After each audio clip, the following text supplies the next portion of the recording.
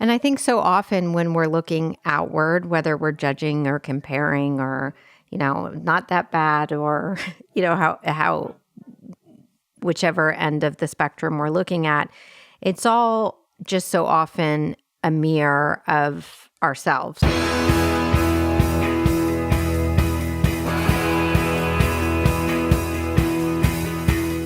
Welcome to The One You Feed. Thanks for joining us. Our guest on this episode is Kimi Culp, a TV and film producer and the host of the All the Wiser podcast. As a filmmaker, television producer, and podcaster, Kimi has traveled the world interviewing hundreds of people with the intention of inspiring audiences. Today, Kimi and Eric do one of the collaborative interviews that Eric has done before, where they're really not talking about a specific project, but just having a conversation. Hello, Kimi. Hello, Eric. As listeners would have heard, this is a special collaborative episode where I'm not interviewing you, you're not interviewing me, we're just talking. But I am going to start off by asking you a question that I ask all the guests that come on our show, which is about the parable of the two wolves. And in the parable, there's a grandparent talking with their grandchild, and they say, in life, there are two wolves inside of us that are always at battle. One is a good wolf, which represents things like kindness and bravery and love. And the other is a bad wolf, which represents things like greed and hatred and fear. And the grandchild stops, thinks about it for a second, and looks up at their grandparent and says, well, which one wins? And the grandparent says, the one you feed. So I'd like to start off by asking you what that parable means to you in your life and in the work that you do. It immediately, when I hear you say it and when I read it, makes me think of inner dialogue and how we speak to ourselves on a daily basis. And then the implications of the ripple effect of that self-view into the world, right? Into anyone and everyone we interact with. So it's a hugely powerful statement that for me clicks immediately and goes to that place immediately of how we talk to ourselves about ourselves. And then the next step is the implication that has in the world for good or for bad. Yeah, I think that's a great place to start, which would be sort of examining the way we talk to ourselves and what our thought processes look like. There was for you a fairly fundamental point where you were able to come forward and be open about your mental illness, bipolar disorder. And I guess I'm wondering, did your internal self-talk, was that shifted much by that actual moment? Or that was really just sort of a beginning and then it's been, incremental change since then in how you talk to yourself internally? Yeah, thank you. That's a great question. And I think the answer is that it did shift specific to my mental health and my narrative around that. I don't think all the other really mean, horrible voices necessarily changed as a result of the sharing of that piece of information. But it certainly changed and shaped the way I talk to myself about being a woman living with a mental illness. So I think I had more distorted, negative, frankly mean things to say about it to myself before sharing. And in the sharing, it alleviated, I think, a lot of the shame and negative talk around it, put some light and lightness around it for me, for sure. Yeah, I mean, I know for me, when I started sharing and saying that I was an alcoholic, or I would have identified as an addict at that point. It certainly changes a lot of that dialogue, at least for me, because all of a sudden I had a lot of other people saying, yeah, me too. Yeah, me too. Yeah, me too. And that idea that like lots of other people share this was really powerful. I remember reading the Narcotics Anonymous book, and this was a while before I got sober. It wasn't like I read this book and suddenly I got sober, but I remember this moment very clearly. And I don't remember a lot very well, but I was reading the Narcotics Anonymous book, and I remember I just was sobbing through the whole thing because for the first time I heard people articulating what was going on inside of me. And I was seeing like, oh, this is what I have. oh, these are the symptoms of it. Oh, other people have felt this. It's just, there's something about hearing someone else be able to help us articulate our inner world and not be alone that is so powerful. Yeah. And, I was thinking about this analogy, which I shared lately, this idea of like being in a classroom, which we've all been, and you have no idea what the how it's supposed to work. You don't get it. You're just sitting there like, like I am so freaking confused. And the idea of raising your hand and, being afraid of what the people around you are going to think or what the person in the front of the room is going to think, and asking the question and having like a sea of heads nod and say, me too, I'm confused, or I don't. And like the relief that comes, it's just this very simple thing of knowing we're not alone. Like, and your, recovery with addiction, it sounds like, with NA, you said, oh, I'm not alone. Like it's simple and as complex as that all at once, right? Yeah. I mean, and that obviously unfolds in stages. There's the initial, at least for me, there was the initial like, oh, this is what I have, this is what's wrong. But then, when I started actually going into treatment and going to meetings, there's a part of me that was, and I think this is common, was looking to find ways I wasn't like the other people around me, both because maybe I was hoping to be able to talk myself out of needing to be there, and because, there's some sense of always wanting to be special in my mind. I always want to be special. I want to be exceptional. And to say I'm just like the rest of you was difficult for me, but very healing. So would you say you didn't want to identify with them, sometimes there's this not wanting to identify, like I want to prove to myself like, oh, no, it's not as bad as, that guy or that girl, or yeah, I have found that with people who are publicly living with bipolar disorder. I want to quickly explain to everyone, but that's not me. I don't have it that bad. So did you find that in your recovery journey and your recovery story, being with, other recovering addicts, that you wanted to separate yourself? You just said you did, but I guess I'm clear. Yeah. You said you did, but I guess I'm curious about like digging a little deeper as to the why. Yeah. Some of it is definitely, I think there's a few factors at work. I think one is, still feeling my way into, am I really an alcoholic? Am I really an addict? And in that case, for me, I was, I think anybody who's paying any attention is smart enough to know this. I'm not saying that I'm particularly smart. The implication is if I'm an addict or an alcoholic, well, thank you.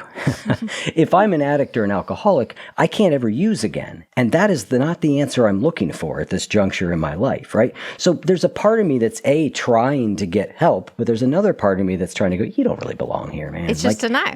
You can do it. Like, have you thought about doing it this way? So there's a natural, I think the denial inherent in addiction is at work there. I think the other thing is it's very interesting to watch how we respond when we are thrown into a new group. Because we are social creatures and we are wired to sense out hierarchy almost immediately. And so I found when I get into a new group situation, I do one of two things. I've gotten much better at this, but it still happens sort of automatically and I have to work with it, which is that I'm either looking around going, I'm better than them, or I'm way worse than them. And it doesn't matter what the criteria is, right? If it's an addiction, it has to do with addiction. If it's at a podcast conference, it's how many downloads do I have versus how many they have. Yes. But groups do that to us. And I think that's one of the reasons that groups can be a particularly potent form of healing. Is if we recognize that it brings out our insecurity, and now I can watch how I react when I feel insecure. And again, for me, it's often alternating within the same 5-minute window, better than, worse than. And so I think that was the other element that had me trying to be different or special. And I think so often when we're looking outward, whether we're judging or comparing or, not that bad or, how whichever end of the spectrum we're looking at, it's all just so often a mirror of ourselves, right? And our own, Yes. whether we view it as our lacking or, so often what we desire, right? You see something and Yeah. so it is totally fascinating that within groups, I think so much of what we're observing is just a mirror and reflection of our own inner world. In the spiritual habits programs that we do a lot of group work, and I find it a really good opportunity to say what you and I just said to people ahead of time. Like, watch what's going to happen as you end up in this group, because it is a great reflection of your inner state. And just see how you can notice it and be kind to yourself. Don't be judgmental that you're doing that, because every human on the planet does it. Yeah. But notice it. And then notice, is there a different way you can maybe respond? Can you respond in a way that is kinder to yourself or is kinder to the people around you? I think seeing it can be really powerful. Yeah. Yeah. I totally agree. So, when we were talking earlier, we were talking about identifying the good and the bad of labels, right? They can be of value and helpful. I think there's times when they can be harmful for different reasons. So you and I both, I think, started our podcast driven by clearly our own personal stories and journeys. So I was curious, in recovery, and you mentioned, alcoholism and addiction all these years later, because how long have you been sober? 15 years of continuous sobriety this time, and I had 8 years right before that. So, 23 years, more or less, most of my adult life. Yeah, so most of your adult life. And how much do you personally identify with, those labels, alcoholic and...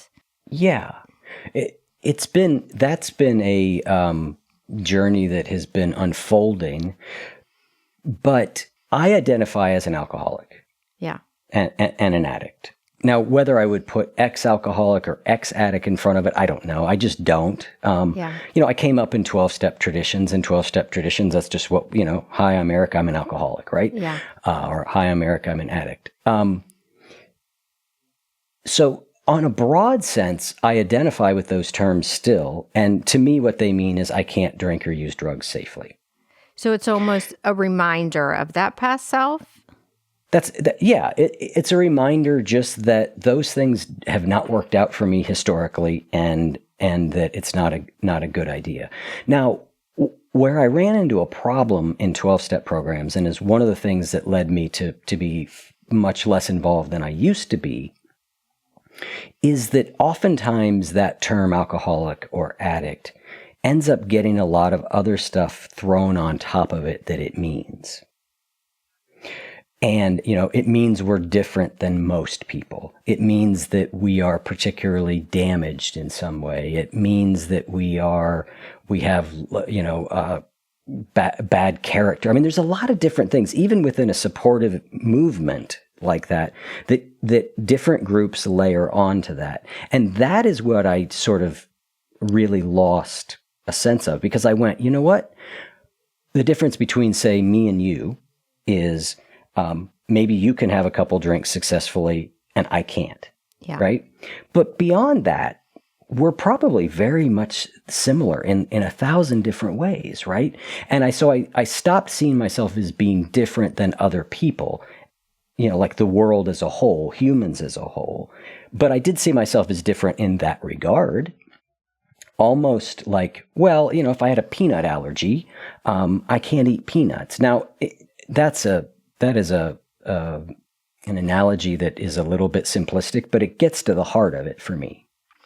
Well, as you're sharing that, I'm thinking that it's really about the labels and the associations that society and culture that we collectively have put around things, right? Whether it's mental health. Sorry. Ugh. You will hear me and my stumbling over words, which is actually a side effect of a medication I take, which is very funny because I'm a podcast host. Um, but because I guess where I was getting at with that question, and it's something I've thought about in myself, is there's owning the truth of who you are, right? Even the aspects, and perhaps most importantly, the aspects that you may have had shame and secrecy around. But then for me, it has been, and that's why I was curious to hear from you, sort of a journey to realize to not have that be the entirety of my identity. Yeah. I give it so much power, yet there's, like everybody in the world, you and every human being, we're layered, we're dynamic, we're lots of things. And going back to what we feed, I feel like I was so caught up on the pieces of myself, my body, my being, my chemistry that I deemed damaged versus the other pieces that, are often thriving or really working well. And that's just interesting to me, I guess. Yeah. And I think there's a natural healing journey that happens, right? So when I went into, treatment and recovery from addiction, or when you were newly diagnosed as bipolar, right? There is a moment where that identity takes a little bit more of a prominent center stage role. And it's appropriate that it does, right? For a couple different reasons. A, for me, I was dying and I needed to really give that identity a lot of attention and care and love. It's also that at that moment, given where addiction took me, I wasn't much else anymore, right? I was a homeless heroin addict that was, spending my time either doing drugs or stealing to get drugs. I mean, there wasn't much else wasn't much else to identify with at that point, right? But as I naturally got better, and as I got healthier, and as my life expanded, there was more and more and more and more of me to identify with. And that idea of myself as an addict took on less and less and less and less area of importance, to the point that the only reason I think it's particularly important to me now is just simply to remember, don't do that again. Because I've tried it again after being sober and it didn't work. And so that's the reminder to me is, don't do that. It's destructive for you. But that's about all there is to it at this point. Now, you and I talked a little bit, and I think I'd love to hear some of your thoughts on this also. We talked about depression, and I think that's one that there's is a more nuanced one for me, and one that I'm more in the middle of sorting out than I am alcoholic or addict. But first, I'd love to kind of hear what you think about how your identity or label as someone who has bipolar has shifted over time for you. Well, I'll answer that. But first, thank you for that answer for myself and for everyone listening, because I think it's a really good one, that the more healing and attention, what I heard you say is the more healing and attention at that time desperately needed healing and attention for you, the more important it was to focus on that piece of your identity. And that over time, as you grew and all these other and healed, which was like what led me to my question all these years later, how do you identify? And I think that's beautifully put, that there was a reason for the strong identity and association. And with time and healing, that sort of dissipates. Yet it still lives within you, right? It's still part of your story. So yeah, we talked about depression, and I know you said you had a hard time sometimes identifying or explaining yourself, articulating that process for you, and that emotion and feeling and way of being for you, I guess would probably be the right description. So, I mean, my experience with depression, I have lived with a lot more hypomania and anxiety, being very ever present, versus periods of, some people with bipolar, including people in my family, go through really, incredibly painful, depressive states to watch and witness. And I have had a few in my life that have been crippling. But I feel much more so it's a battle and a dance with low-grade depression. So it's not, I'm not functioning, I can't get out of bed. It's more, which I think probably a lot of people can relate to. It is, this dark heaviness, for what feels like no reason based on the circumstances of your life. And, sad seems like such a wimpy word to describe it.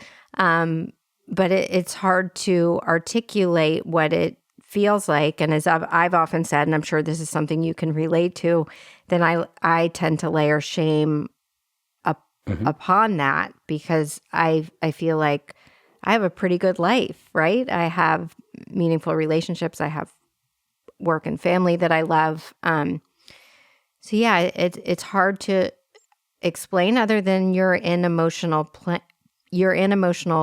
pain, and it's really tricky and hard to get out of. Yeah, that describes my experience with depression. I had depression earlier in life where it was it felt debilitating at points. This is post getting sober, but over the years, it has become, as you would say, I would describe it much more as a low grade thing. And what I often wonder about is it depression? Is it just part of the way my personality and my mind and I work? Yeah. Am I just melancholic, right? That's what they would have described. Some people have a melancholic temperament, they say. I think that's me. And so where I have been, over the last number of years, is trying to, again, balance using a word like I have depression, balance the benefit of using a label like that versus the downside. So the benefit to it is to say, I have this thing happens to me. I know that it happens. Here's the ways that I know how to treat it. Here's how I can work with it. I can be kinder to myself. Perhaps when it's happening, I cannot make a big deal out of it. Like, the world seems like it doesn't mean anything today, but that's just not because the world doesn't mean anything. It's just because that's how you get time to time. And so relax. Yeah. That's enormously helpful, right? The counter that I've started to really look at is by calling it depression, am I taking some sort of normal range of human functioning?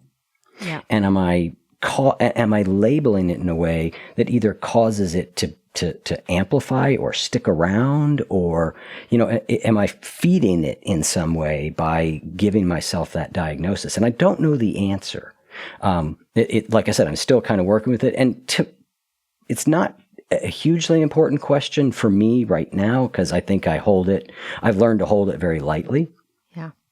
But it's just little things. Like lately, this is probably the last year, I've really been exploring the idea of, am I depressed or am I just tired? Yeah. Because you know what? For me, they feel very, very similar. They feel very similar. But tired is just, I'm tired. Go to bed, Eric. Depressed is a bigger problem, right? It causes a little bit more like, well, I need to do something about that, right? Whereas tired, you just go, I'll just go to bed. And so again, that's where depression has been more of a nuanced element of, that diagnosis. And, do I still have it? Do I not have it? How do I talk about it? What are the ways to engage with that label that give me the benefit of having a label, but minimize the downsides of having a label, which is that we start to live sometimes into our expectations? Yeah, it's hard. As you're talking about depression and how it presents and shows up for you, I was thinking that for me, always an indicator is I feel incredibly empty and lonely. And when I know that it's depression, is that I feel incredibly empty and lonely while in connection with other people. So I can be in a room with people that I love, that light me up, and that connection is not firing, right? I'm Yeah. sitting there Yep. and so it is hard, that distinction between there are days for everyone on the planet where it's hard to be a freaking human and the outlook is depressing or you're feeling melancholy, and then and it's nuanced, right? But yeah, the label, it can be helpful to give language to anything, right? To just to simply state, okay, I know, at least I know what this is, right? But as we said, with all of these labels, over identifying, and it's interesting. I'm a mom of young kids, and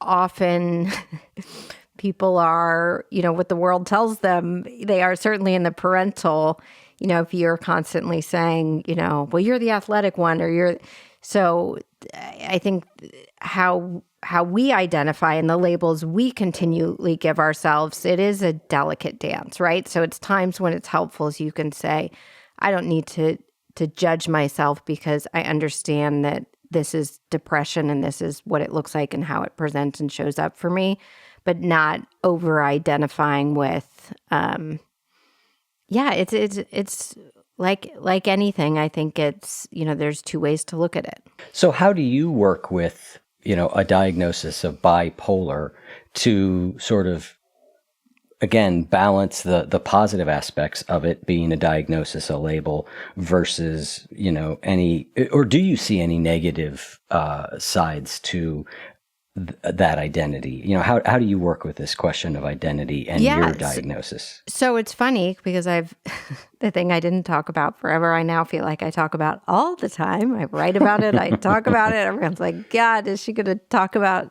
living with bipolar again? But I still, to be honest, have a lot of issues around it, for lack of a better word. So part of me, like I said, liberating. I have a kinder, gentler narrative around, quote unquote, being mentally ill or living with a mental illness. I think probably is the nicer, kinder way to describe it. But at the same time, like I said, I often want to distance myself to protect myself for people judging me as crazy or unhinged or I can't control how the world experiences that label and that diagnosis. And when I'm openly, putting it on myself, I think there is, it feels a little out of control and scary and vulnerable still. And I find myself trying to associate with like historical figures in a positive light. It's really funny. I'm like, have you read that Winston Churchill may have been bipolar? And then I'll quickly jump to somebody who is, publicly going through something, very exaggerated and particularly maybe harmful and embarrassing, and say, oh, no, but that's not me. So I still have a ton of insecurities and I'm still tripped up by it. Yet I get that when I was diagnosed, if I saw somebody, an older woman living a life that felt meaningful and right, rich in many ways, who said, I have this thing and I've learned how to manage it and live with it, that would have been hugely valuable and hopeful to me. So it's like I'm walking that tightrope because I think that's probably worth it. I've always tried to err on the side of being more open about addiction, about depression, about, again, appropriate, but again, if I have to err on one side or the other, it's to be more open. And it's largely because I know how valuable it is for me to have heard other people talk about that stuff. So in my professional career, before I did this, I was in the software development industry for a lot of years. And I was fairly open about those things there. And again, appropriate. I didn't waltz into every meeting, but like, do you know, I used to be a heroin addict, But what was interesting was that over time, I started to find that two things happened. One was over the years, different people would come up to me, often much later, and be like, "Hey, Eric, my brother's really struggling with addiction. What should I do?" Or, I've been dealing with depression. What did you do? So, some of that, which really helps others. But then I also sort of found it was, in some ways, a professional superpower. Yeah. And what I mean by that was, so much of the work I did was about getting people to work well together and build good teams and just how does everybody come together? And that level of open sharing often leads to people trusting you. Yeah. And so I'm not saying I ever did it for a professional advantage. That is not what I'm saying. And I actually don't, that's probably a bad way to approach it. But that it did turn out to not only be good for others, but I think it in general was good for me in precisely the place I was most afraid that sharing it would be, right? I thought that it would be a liability, and it didn't seem to be. And then, of course, in general, for me, it was just good to not be carrying secrets, to just be able to be who I really am, Everybody, so yeah, I think just now more than ever, people just want people to be real. And, yeah, it's like when you're in a conversation or you meet somebody new and the first time they share some piece of themselves that is real or raw or has some depth or weight to it, you feel like maybe you just made a friend, there's a connection to it. You're like, oh, we had this moment when, he or she.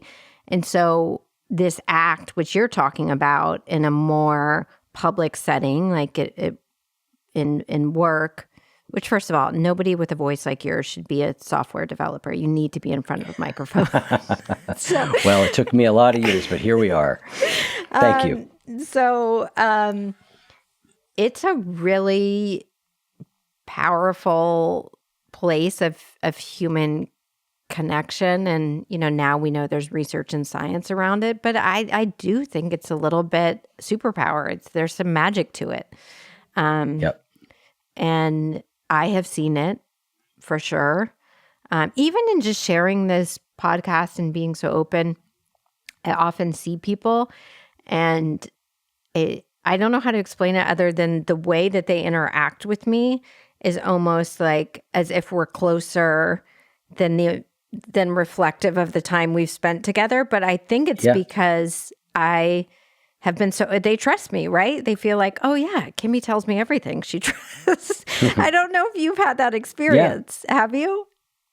Oh yeah. And friendship, there's a lot of studies out there. I've looked a lot into building friendships as adults because loneliness is a real problem in our world. And, throughout my years of coaching people, I've just come across a good number of people who are kind of isolated. And so I've looked into how do you build friends as an adult? And there's a lot of research out there that seems to show that to build friendships as adults, it takes a lot of hours of time together. It's why you often become close with people at work. You just have the requisite amount of time. So it takes a lot of time.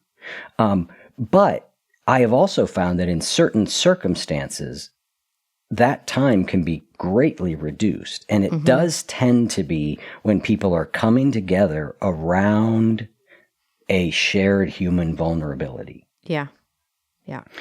I made friends with people in 12-step programs way faster than I would outside of them. In our spiritual habits programs, often people come together much more quickly because they're really sharing from the heart.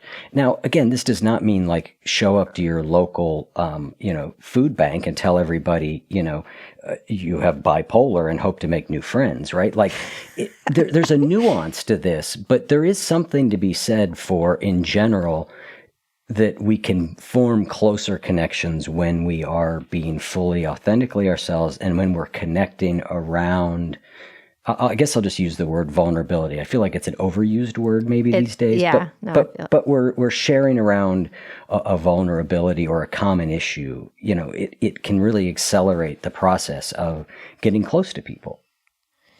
I love that you brought up adult friendships because I think they're so invaluable. They're so important.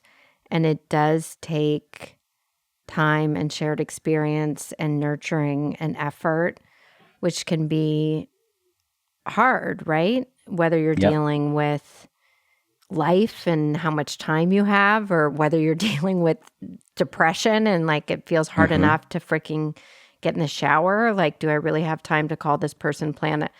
So I'm curious if there's anything else, poignant or interesting or powerful that you've learned around adult friendships. Well, I mean, I think there's a few things. I mean, you just I'm also mentioned curious about male friendships because I think it's so different for men.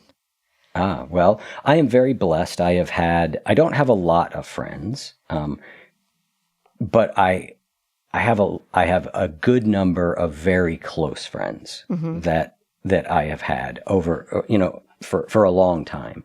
I started this podcast partially because my best friend Chris and I weren't spending much time together, and he's an audio engineer. And so one of my primary motivations was, I'll start this podcast and we'll have to do something together and I'll see him much more, which turned out to absolutely be a stroke of genius because it has happened deeply. Is he still the engineer? Oh, yeah. That's awesome. He's listening right now. Hi, Chris. Hi, Chris. Chris, what can you tell us about friendship? Oh, Chris could tell you a lot. He's a savant of friendships. Actually, Chris and I did a episode. It's on our 500th episode. We were interviewed by my partner, Ginny, who also sometimes does interviews on the show. She interviewed Chris and I all about what friendship is, which was really great because it was so fun to reflect on, 35 years of friendship with somebody. Hey, friends, it's Eric. Let's talk about something hard. How many times have you made a promise to yourself and broken it? You said you'd go to bed earlier, start exercising, or stop reaching for that late night snack. But when the moment of choice came, something pulled you in the wrong direction. Those moments, those choice points are where everything happens. And when we keep failing at them, it doesn't just derail our goals. It chips away at something deeper, our trust in ourselves. But it doesn't have to stay that way. In my upcoming free workshop, The 6 Saboteurs of Self-Control, we'll explore what happens at these choice points, why they're so hard to navigate, and most importantly, how to approach them differently. This isn't about willpower or trying harder. It's about understanding the hidden forces that lead to making the wrong choices and learning the tools to rebuild your confidence one choice at a time. Imagine trusting yourself again, knowing that when you say you'll do something, you actually follow through. That's what this workshop is about. Join me and let's turn your choice points into moments of strength. Go to goodwolf.me/self-control. That's goodwolf.me/self-control to register for this free workshop. So it's so funny you brought that up because you're not going to necessarily have this experience because of Chris, but when people have said, and in the past, I've sort of I feel less so about the statement I'm about to make, but people have asked about podcasting, and there's so many things that I love, the creative process, the people that I meet, but I often described it as very lonely. And I felt isolated because I realized how much I value collaboration, that I loved working in particular with really smart, creative people, and that everything I had done leading up to podcasting was in some level of collaboration or partnership, and that energy fed me, and I felt I was better as a result. Like literally, I feel more energetic when I'm sitting at a table brainstorming with other. So it was a silo, and often I'm in a closet, like sweating, recording, and so during COVID, my friend Christy, people who listen to this podcast, it reminds me of you and Chris. I reached out, and she has a degree in positive psychology, and I said, we tell these really incredible stories, but I'd love our listeners to be able to take action upon that inspiration. Do you want to start exploring whether we can work together? So I feel like we're still trying to figure that out. But the reason every time we talk about like, is it working? Is it not working? Should we be doing this? We're like, but we talk so much. I mean, the fact is it reconnected us. And this is my childhood best friend. We would go 6 months without talking.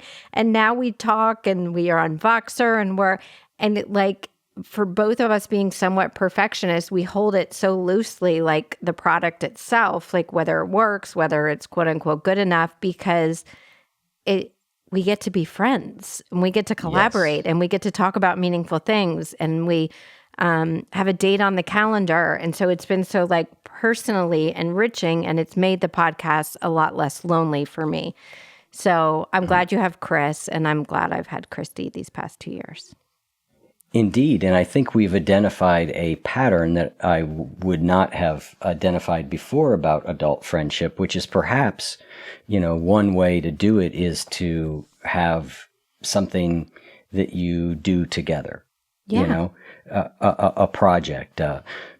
One way that we know adult friendships happen is through volunteering, but most people, but only through a particular type of volunteering.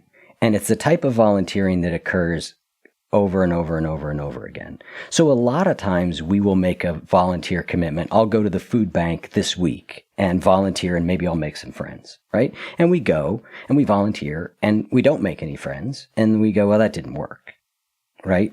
Versus a commitment that said, all right, I'm going to go every Wednesday to the food bank for the next 3 months. That gives you a really good opportunity to build a friendship, because you're going to see the same people over and over. I mean, I probably won't look you in the eye till our third or fourth meeting, right? Like, I'm a shy person. Yeah. Throw me into a group of people I don't know, and it just takes me a little while before I sort of really kind of come out of my shell, unless it's in a state where I'm like the host of the thing, but again, throw me in any random soup kitchen on a Wednesday night with a bunch of people who know each other and you don't know me.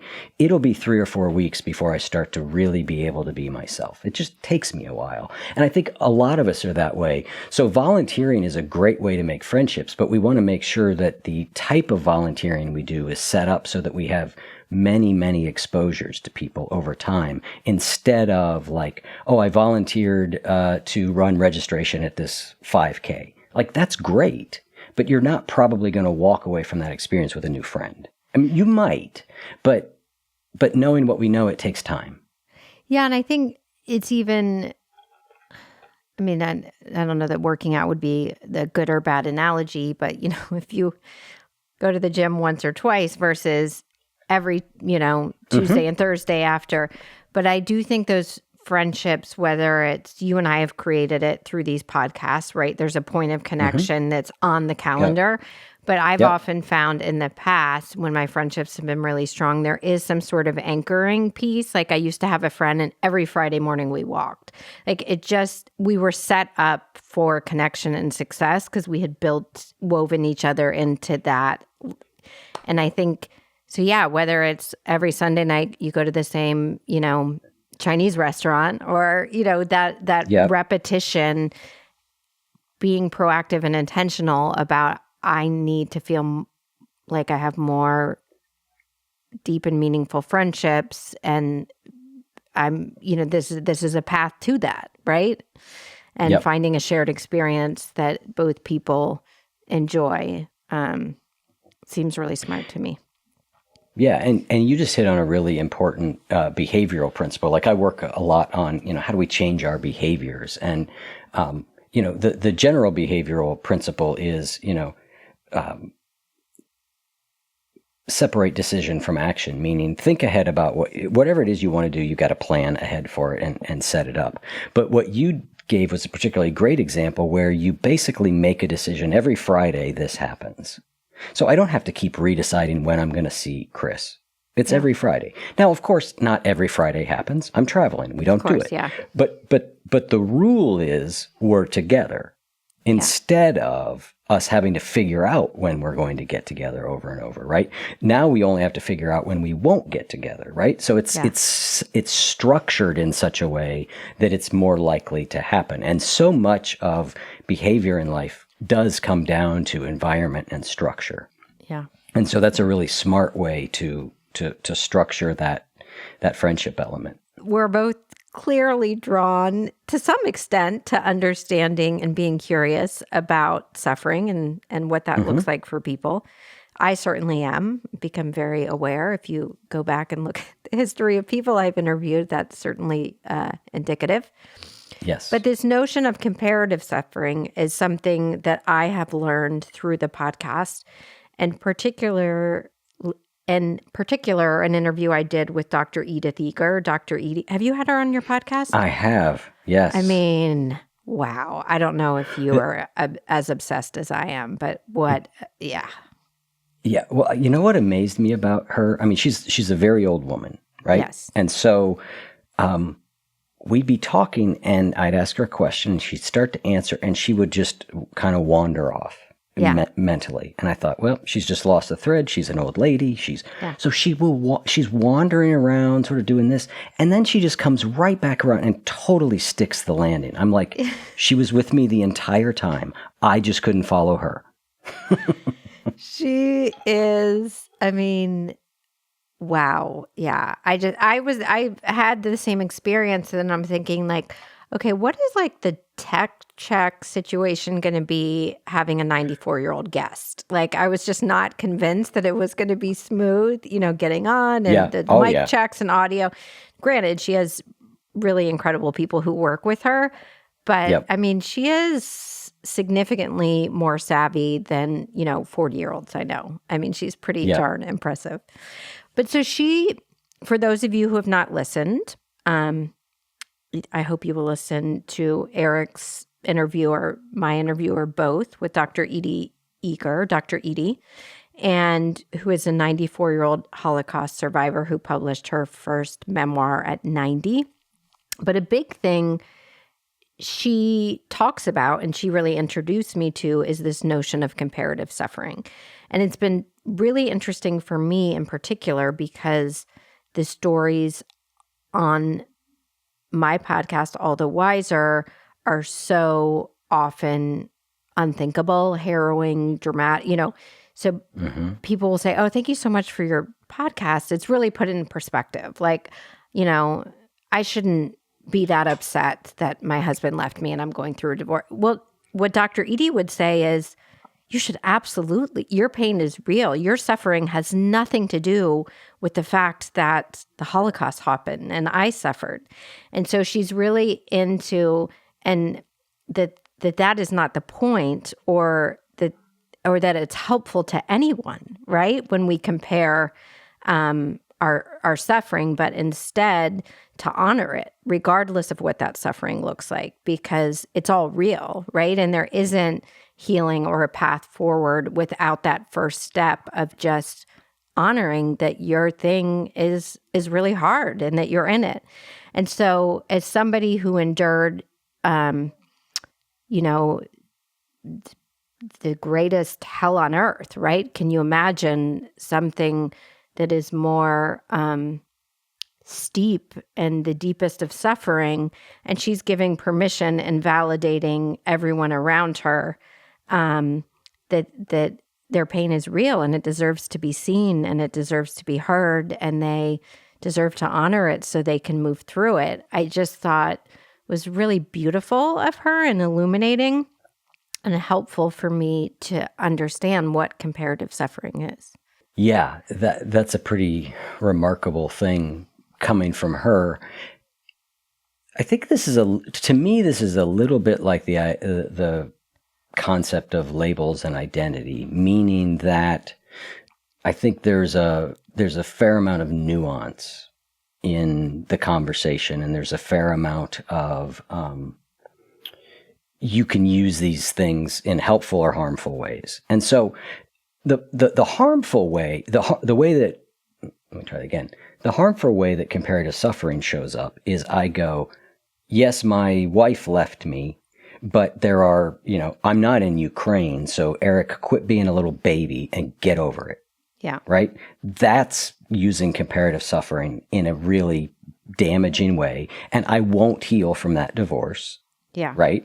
And I will perpetuate that pain on down throughout the world. Right? I mean, so that's the negative use of it. I do think there is a place For perspective. but again, it's nuanced for perspective. Exactly. Yeah, I There agree. is a place to say, you know what? I do have a lot of great things in my life. I do have a lot of benefit. And so it's not so much for me. The way I look at this is not, and maybe we're sort of straying out of comparative suffering, but this is how I sort of think about it, is that my goal is not to eliminate, despite the parable of the wolves, my goal is not to eliminate either the positive or the negative from my life, right? It's to say, if there are bad things happening, acknowledge them, work with them, heal them, but don't lose sight of the fact that there's also lots and lots of blessings. Both those things can be true at the same time. And sort of like when I said, early on for me in addiction, the focus really had to be on me as an addict and healing that, because that's what was present. When we're in the midst of a great deal of suffering, I think then the right orientation generally is tend to your pain, work with it, heal it. Don't keep trying to minimize it away by saying, oh, well, I've got all these other good things. And not to get stuck in that, right? Because I can get stuck in a place where nothing is good enough no matter what I do. I mean, I could not agree more. And it's this notion of both and, right? That both things are incredibly true and incredibly powerful. And so you're not minimizing your pain and suffering or anyone else's. That's right. Yes. And that also, again, cliche, I try and be careful when I say, oh my gosh, this word is overused or this cliche, because I do try and remind myself that probably not everyone is as immersed as we are in this particular content, right? It's like we're drawn to this work. But so what I heard you say is when you said, there's this other piece that is helpful, what it made me think of is the gratitude is where I'm getting at, where it's saying this is gratitude practice. You may have heard it. You may be like, whatever, I know I'm supposed to be thankful. Man, is that a powerful tool. It works. Yeah. It works for me. And again, going back to this depressive, low-grade depression, feelings of emptiness or loneliness, if I actively do it and not just one thing, but why, I am grateful, for my husband, being present, with my daughter so I could, just getting really specific in your gratitude. That for me was a big jump just from writing down a thing, but then understanding why it had a deeply positive impact and just some of the minutia, the small stuff, not just like the friendly checkout person, but like I was in a really bad mood and she smiled at me, and it made just writing it down and like the gratitude, it works. It really works. And so maybe I'm just reflecting back to you what I heard you say, which is honor the suffering, but also kind of looking around and being grateful for what's working, even if that's just really small stuff, and diving into fully understanding the large impact of those things that seem small. Yeah. We could go deep down a gratitude rabbit hole, which I'm not sure we want to do just yet. I just taught a weekend workshop at Omega Institute in New York, and there were two topics, hope and gratitude. And Dr. Eager made an appearance, not in person. I mean, that I used some of her words as a teaching point.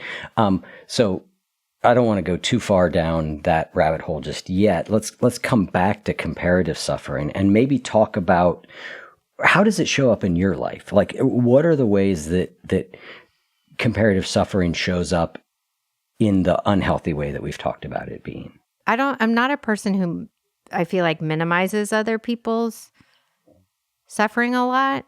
even my kids, like I know some people will be like, well, that's dumb. It's, 12-year-old girl stuff. Like, I don't think that I minimize other people's suffering. I think I have a lot of empathy and compassion around mostly all suffering. It shows up for me personally and feeling shame around my suffering, that it is not enough or it is somehow wrong. Like, what's wrong with you? You have so much. You have so much privilege. Like, what the F? Are you seriously trying to say that you're suffering? Really? Like, so I think that I compare my own pain and suffering and feel ashamed of having it. And in comparison to other people's suffering, that mine doesn't feel particularly valid, if that makes sense. Yep. So you honor it in other people and tend to think you shouldn't have it. As you were just talking, I thought about the thought came into my head, the extremes of human experience are often helpful teaching tools, right? That's some of what you're doing on your show, right? You are bringing in extremes of human experience for what they have to teach all of us.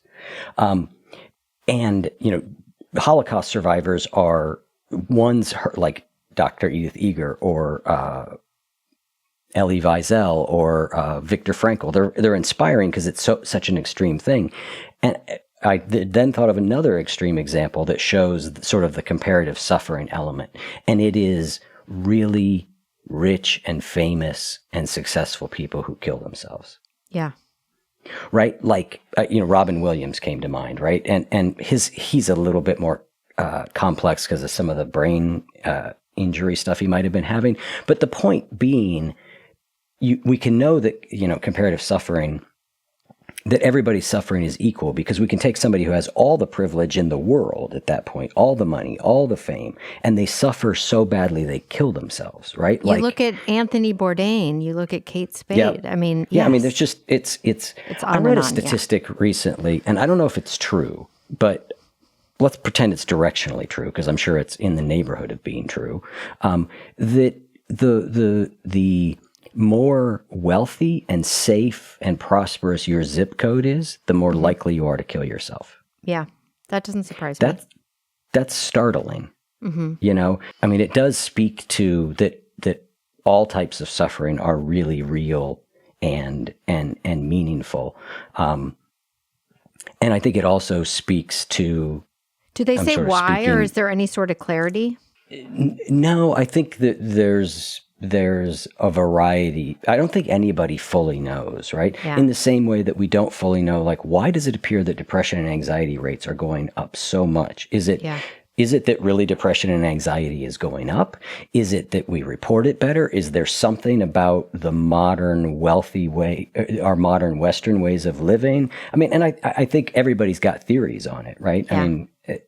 I mean, my theory tends to be like the great song by the band Dawes, is that it's a little bit of everything. Yeah.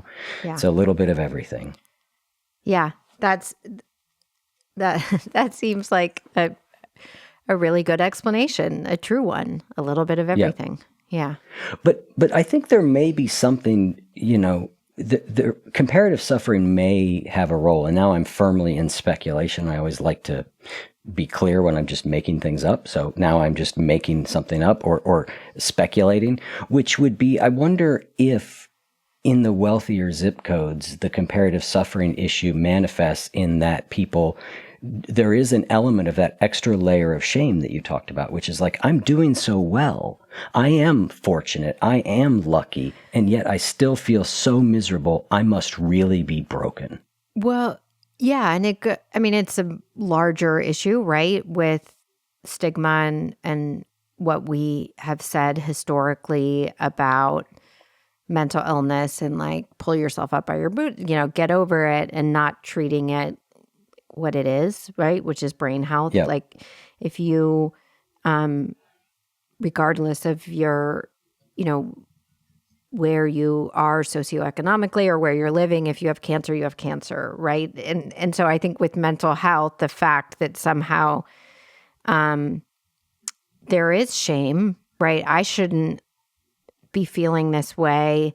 And as we know, shame leads to getting help and treatment, whether that's, and it leads to the help that comes from healing and connecting with people around you by virtue of sharing, because you don't share when you're ashamed.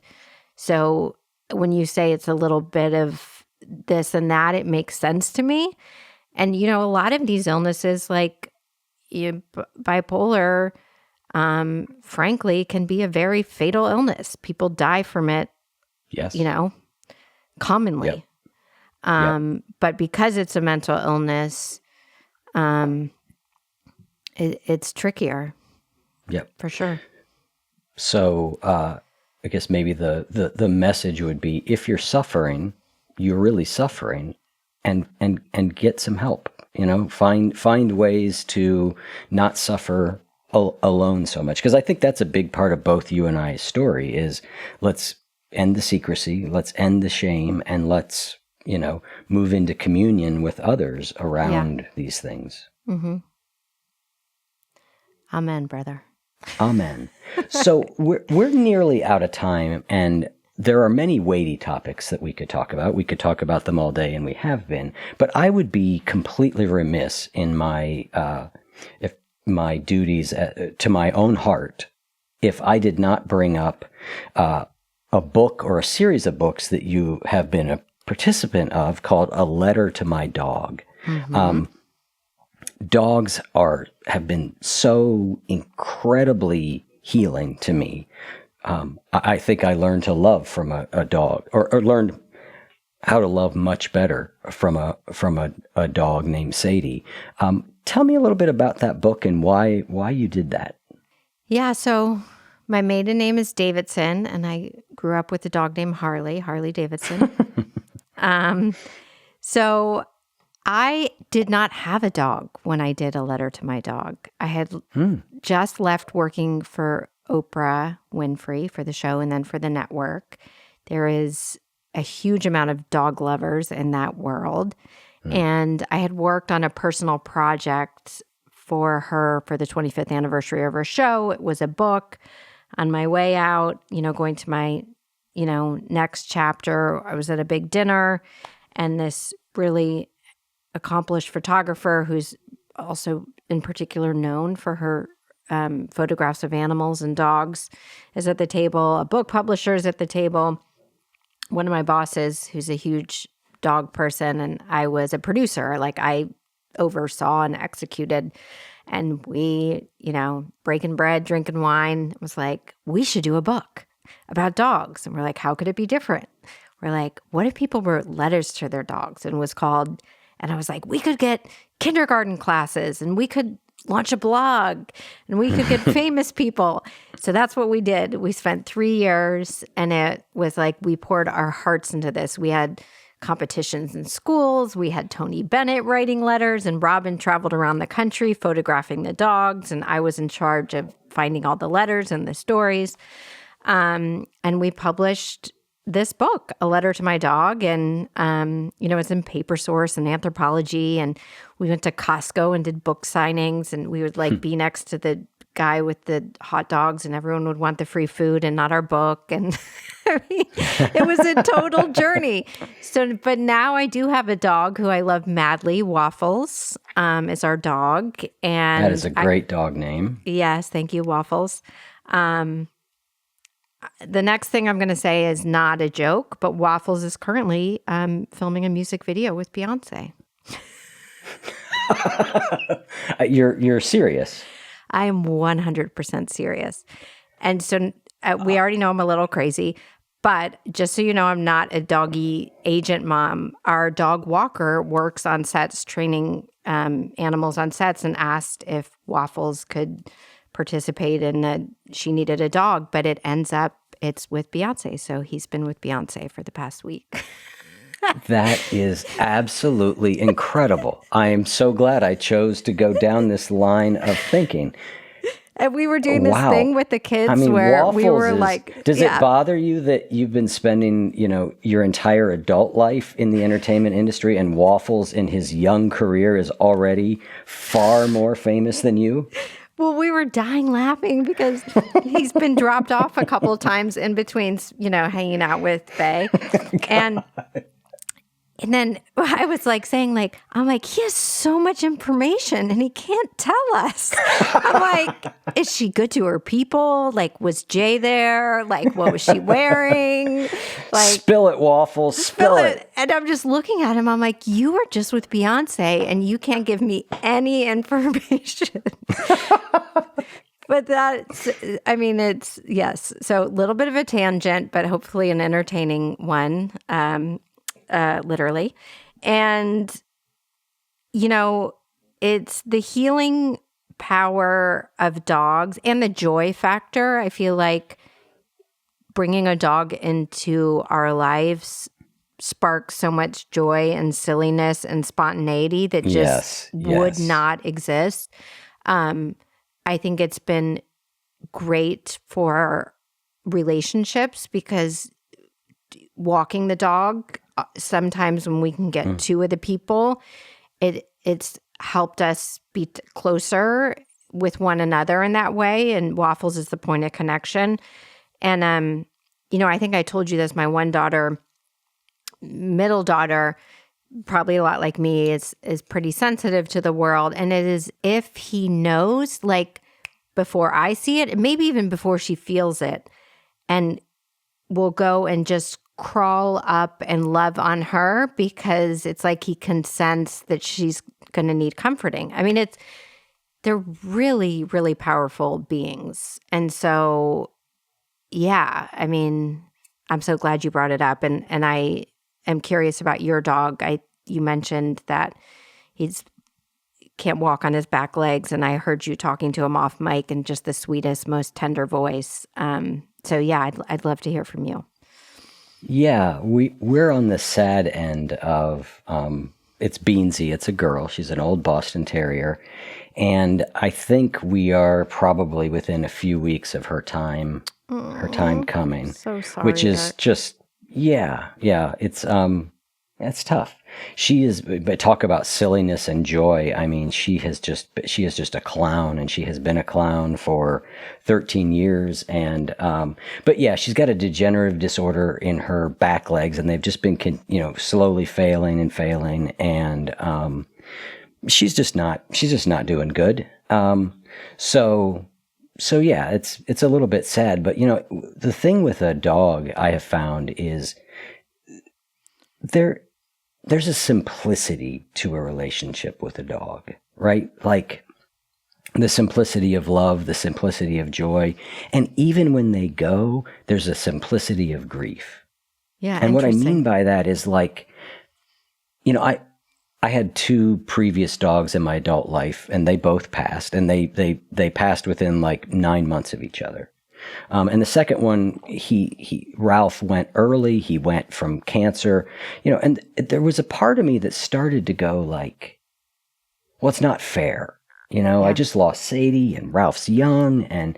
But I just realized like, well, animals get sick, they get old, they pass, So I didn't have a quarrel with the universe. And by not having a quarrel with the universe over it, I was able just to fully grieve it. It was just this absolutely clean, searing, extraordinarily painful and powerful grief.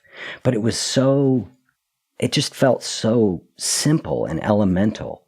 And then I was able through it to connect to, like, I would only hurt that much because I had loved something that much.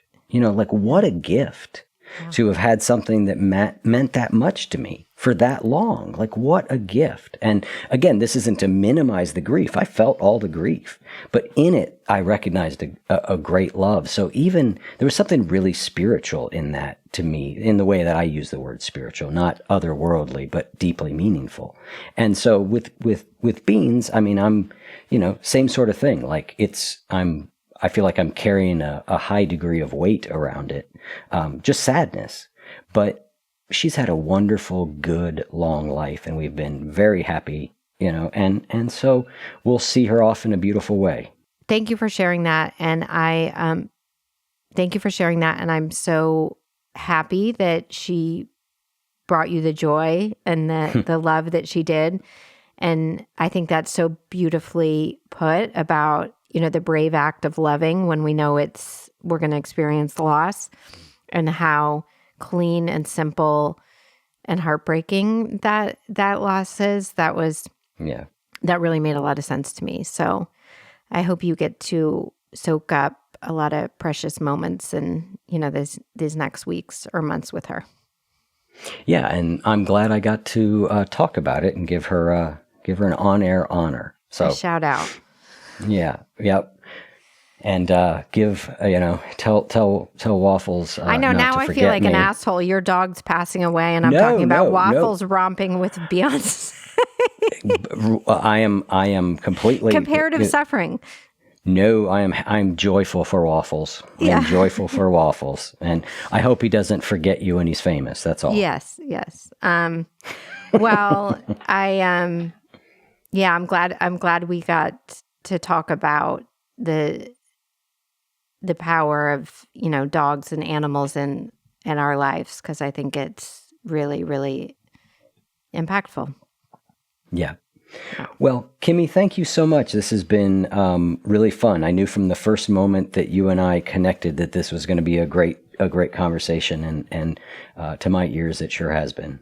Yes, I feel the same way. I'm a big fan of your show and your work, and I hope everyone listening will discover it if they have not already.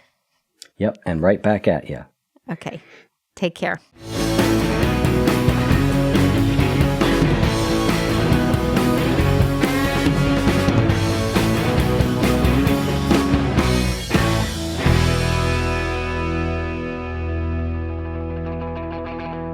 If what you just heard was helpful to you, please consider making a monthly donation to support the One You Feed podcast. When you join our membership community with this monthly pledge, you get lots of exclusive members-only benefits. It's our way of saying thank you for your support. Now, we are so grateful for the members of our community. We wouldn't be able to do what we do without their support, and we don't take a single dollar for granted. To learn more, make a donation at any level, and become a member of the One You Feed community, go to oneyoufeed.net/join. The One You Feed podcast would like to sincerely thank our sponsors for supporting the show.